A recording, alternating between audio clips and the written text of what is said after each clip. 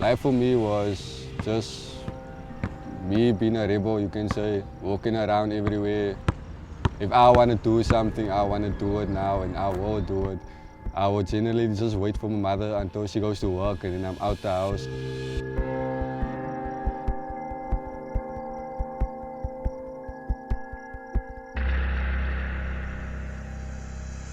I had a lot of Christian friends because some of my friends go to my high school also. So now then I'm with the Rebellious, now I'm with the life science people, then I'm with the Christian people, then I'm just with the singers and the rappers, the smokers. So I was everywhere.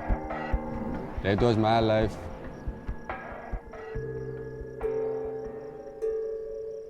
One night, I was on my way to a youth event.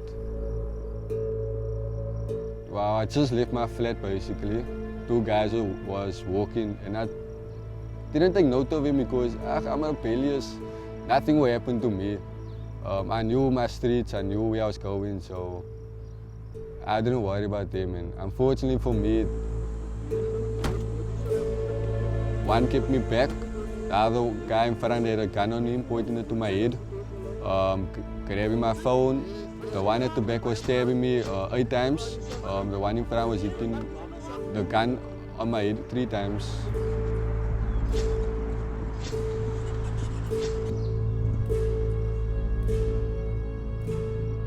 I eventually just let my phone go because I'm like, hey, she's getting out too much. I'm getting hurt on my head and stuff like that. They ran off down my street into a pickup bakkie and then they left off. I then eventually went to hospital, was treated for various wounds from the stabbing. The one stabbing punctured my lung, so they had to drain my lung, which means I was put pipes in to drain the fluid out. I was in hospital for a few days. I was actually lucky to still be alive because most people won't actually really make it.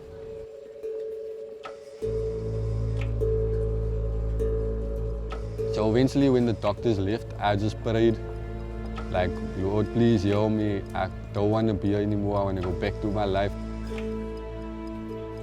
About between 30 minutes and a minute later, the doctor came in and told me, look here, son, you're going home. Your lungs are healed, so you can go home today.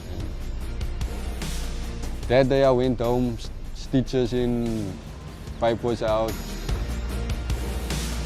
God has changed my life ever since the 24th or the 25th of January when I came out of hospital. Ever since that day, my life has changed drastically to how I believe and think of God. Because my faith has grown in Him. If I think now, like, Him and God isn't there, God isn't here, like, God isn't real, I'll always go back to that day and say, hey, but God saved me, God is here.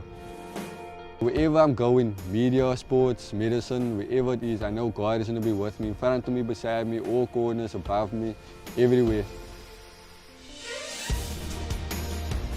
If you're going through a tough time and you think there's no way out, there's no hope, just pray. It takes, 30 seconds, not even 30 seconds, even just a sentence, just to pray, to say thank you, or to ask Him to save you, or anything to help you. Do it because you know what, look at where I am. If this is just not my story, my testimony, there's plenty others that you can also listen to. That can also help you, like there's drug addicts, there's alcohol addictions where people were saved. So my story was just saved from hospital, from robberies that took me from hopeless to faithful.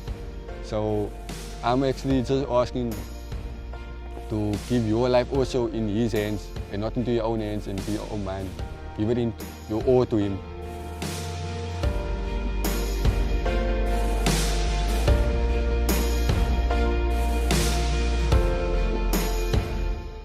I'm Nathan. I was a hopeless walker and now I'm a man walking in faith.